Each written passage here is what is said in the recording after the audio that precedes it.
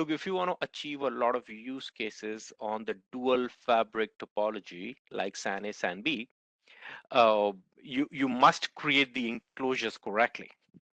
And by the way, this is the same logic that we had in DCNM and even before in Fabric Manager, that if a server has two HBAs that are connected to two separate fabrics, these fabrics do not know about each other.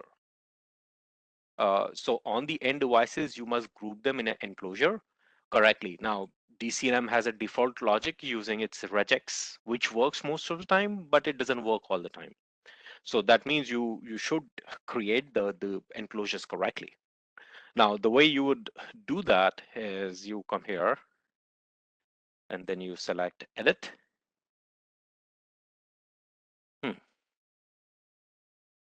Something's really wrong with this server.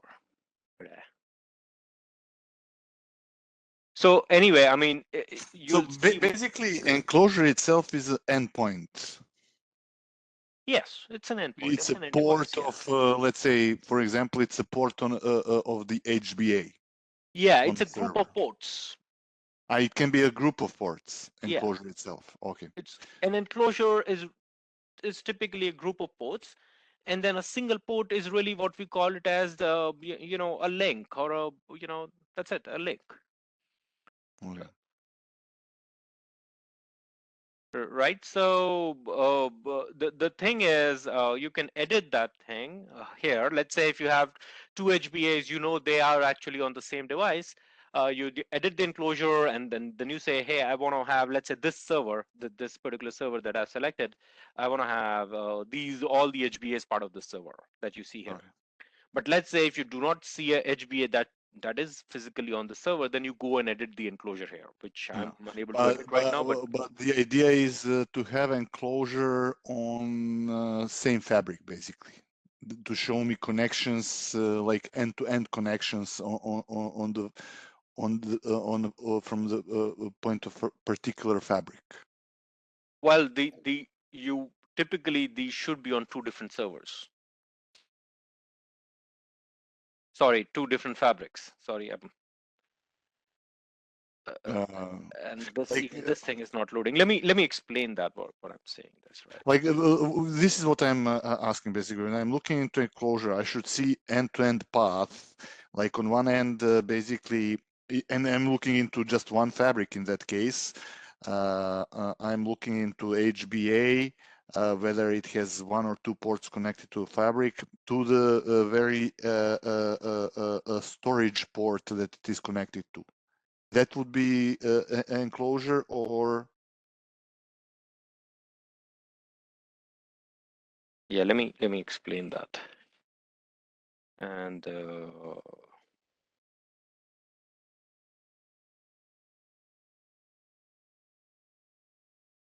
like okay, you have a physical presentation of what enclosure is. I'm going to make you a presentation right now. Okay, perfect.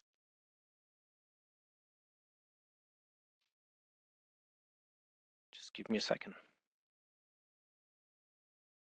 I want to show it to you, but somehow that server is acting up. Okay. So let's say you have your SAN A and you have your SAN B. And by the way, you have to bear with my handwriting, right? So yeah, No worries. I can change that now. So, and this is your server, right? So No better than a doctor, Presh. yeah. So now you have port 1 connected to SAN A, and you have port 2 connected to SAN B. Right, and then you have a number 3 and 4 as well. I just want to understand because you're talking about multiple ports. Yeah. Okay. Perfect. And then you have your storage. Yeah. Now the thing is, SAN A as a fabric only knows about 3 and 4, right? 1 and 3. And then SAN B only knows about 2 and 4. Yeah. Right. Now these both of them are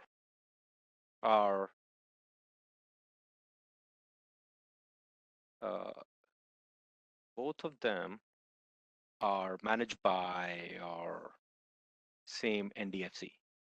Yeah. So sometimes what happens, NDFC tries to discover that host 1 actually has 1342 or 1234, and 1 and 3 goes to SAN A and 2 and 4 goes to SAN B. It tries to discover that automatically.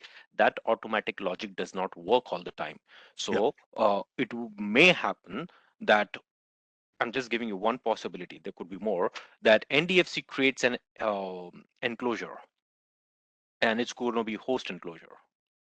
And it says in this host enclosure, the name of this host enclosure is host1, and it contains two devices. One is 1 and the other is 2.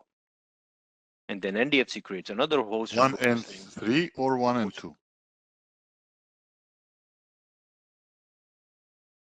either possibility. Even what you said is possible. Because 1 and 3 are on the same fabric, where 2 and 4 are on the same fabric. I thought actually. Yeah, so let's do this, right? Like if it, look, there's no clear answer to that. That's what I'm trying to say. No, Right? I mean, When things like go if it, wrong, like what I'm looking into, it correctly identified the fabrics basically, and yeah. enclosures. Yeah, okay. But it may be the other way around too. You know, the point that I'm trying to bring across is that when things do not work as expected, Yeah. now which way will they go? We don't know, No, okay, fair enough. right? Yeah. Now, so what would you do as part of that editing enclosure is that you say, hey, I want to edit both of these. I want to name them as host 1 enclosure instead of host 1 and host 1 enclosure. And then I would say the 1, 2, 3, and 4 are part of this host 1 enclosure. Okay. Right? Now, the moment you do that, a lot of use cases will automatically start working for you. Like your SAN insights, you know, and let me show you that screen. Hopefully, So inside that enclosure, I do not based on what you're just showing me, I would create a storage enclosure, let's say S1 and S2, like on that picture, and then I would connect those two enclosures. Is that correct? Or it will be connected itself, like automatically? the connections will be discovered, is if that's what you're asking. They may not be just mapped correctly. Okay, but let's say Right. I mapped host one. It has 4 WWNs. That's my host enclosure. Let's say doesn't matter if it's automatic or I edited it to make it. It's now there. But that's just an endpoint, one endpoint.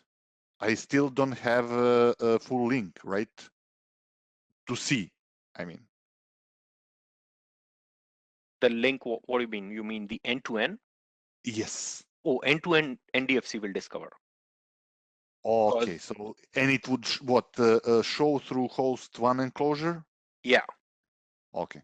So end-to-end, because look, NDFC is discovering all your fabric and both the fabrics. NDFC is discovering all the links of both the fabrics. So NDFC knows that this particular WWN is zoned with this WWN, Okay. Yeah. right? Yeah.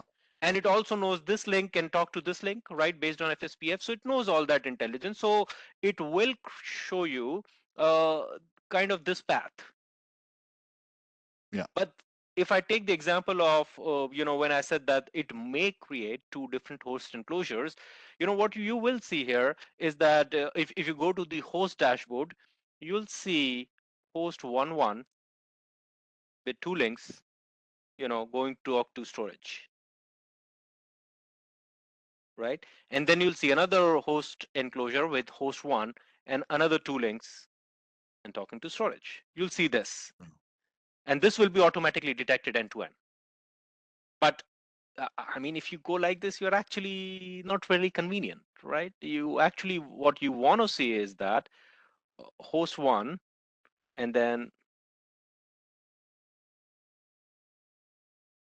something like this and storage. Yeah. right? Now, let's say when we go and look in SAN Insights, which by the way, my page is not loading, but let's say you go per path performance, you say, all right, this path is doing 100 megs, this is doing 110 megs, this is doing 90 megs, and this is doing 100 megs again, right? It's easy to look in the same plane. If you go differently, here you're going to see 100, Yeah. and then you see 110 here, and then you see 90, and then you see 100 again here. But now you're looking at two different hosts, so you can't compare them side by side. You can Got it, still got it. compare their average. Yeah. No, I understand what you're saying. So now another question. Let's say during that discovery of enclosures, like you suggested, it went and discovered host one and host one. And I want actually to combine them to be just host one with all 4 ports inside. Uh,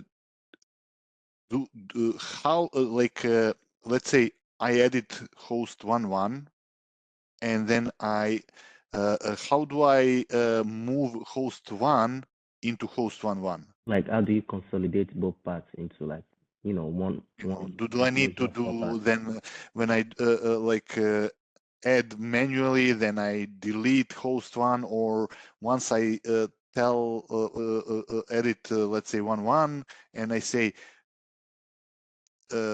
import one as well, it will be combined, and then I have nothing to do. I mean, this is just from operations point of view, nothing else. Yeah, now my UI is not loading, so I'll try to explain you here. The way you would edit is, if you have two host enclosure, host 1 and host 1, you actually Yeah. want to rename them to host 1, right? Both of them should be host 1. So what you would do, you'll click edit here Mm. and change its name to host 1. That's it. Okay, and that would combine with the That would second combine. one and Yeah. bring me to have just one. Okay. Yeah, if you do this step, edit, change its name to host 1, your result will be this. Okay, so this is what I wanted to understand. Basically, it won't delete host one; it will just basically integrate it with host one. Yeah, that's right. Okay. Yeah, I mean, technically, you can feel assured that there's nothing like deleting on NDFC because your fabric is there. That is the source of reality. No, I know. This is more like inside the database. I'm not going to remove host one by renaming host one as a host one. I will basically combine them together as one now entity. Yes, that's right. Yeah. You would do It's the same like, for example, vSAN naming. I'm not going to touch vSAN itself, but I will just touch the database description part where I am naming vSAN names, just so I have a better whatever view or whatever, But okay. No, I understand. When you are editing, you are not actually removing anything. You are just playing inside the database with the names and all that. Yes, and for some reason, this server is actually acting up. So let's see if I can have a better luck with another server.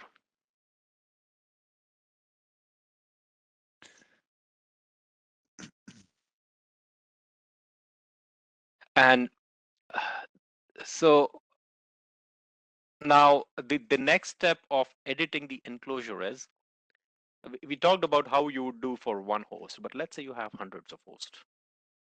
So essentially there's a lot of clicking happening now, right? Which no, it's not convenient. Let me be just upfront.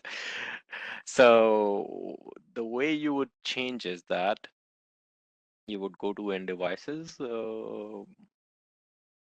and you could go enclosure, and then here you have an export import function. And I think we probably discussed about it last time, right? Yeah, we did. Yeah. So that No, would be a no, better way no, to no. do it, Yeah. right? So let's see. I got You don't have to go yeah. through enclosures anymore. Like unless OJ has some questions, I'm okay with what you just showed me. Yeah, and look, on this server it worked, right? So let's say the way you would edit is, and you see right now these enclosures are wrongly created. right? Just try to explain. This enclosure name is B200. It has what, 7 Yeah. HBAs inside it or WWNs inside it. I go edit. And then when I see the device alias, from the device alias, I can recognize that this alias is actually attached to the server number 4. This is going to server number 7. This is number 1, number 3, number 4, 1, 3. So looks like actually there are this server and this server should be part of the same enclosure. So what I would do, I would say, this is my server 3 and this is my server 3. So I created actually an enclosure, this one correctly, Okay. So B203 correctly. yeah, And you then will I would use divide one enclosure into 2, or actually more. more because that's what my reality is of the fabric. Just NTFC could not do it correctly by its default logic. And then I think even number 4. And then somehow, as you can see, number 7, server number 7 has discovered only one HBA. That's probably another troubleshooting thing. So I would actually, for the sake of correctness, I would call it as number 7. Okay, and I'll apply. And it sometimes take a few minutes, but you see the number of host enclosures change from 10 to 13. And if you go here, now I have these correctly set up. I have two end devices inside it. Okay. This And one has the one. 200 enclosure name is gone, basically. That is gone because there's nothing inside it. If I leave No, at least one, yeah, then it yeah, will then change. they will, yeah. Okay, no, gotcha. Okay, and same thing for storage enclosures too, right? Exactly same concept. By looking at this screen, I totally know this is the same storage device with different, one port per. I don't want to do like that. I would create all of them, merge into a single storage array. Right, so merging would be like this, right? Like, let me just show that real quick because it's getting recorded. So, on load up. Okay, not my day. I think these servers need some health check or something. The enclosure. Let's say you decide, no, I don't want. This is wrongly detected. Right, this this WWN is wrongly detected. You believe it's actually should be part of the other enclosure. So let's say if you try to edit, you select this edit, right? Then you go here, then you say cross, and I mean too many clicks. And if you try to repeat the 5-6 clicks like 100 times, you're talking about 700 800 clicks. Firstly, I'm not a fan of that. So what I would do is like you just go here and say export. I say all, and like all fabrics export, right? And then I have a text file.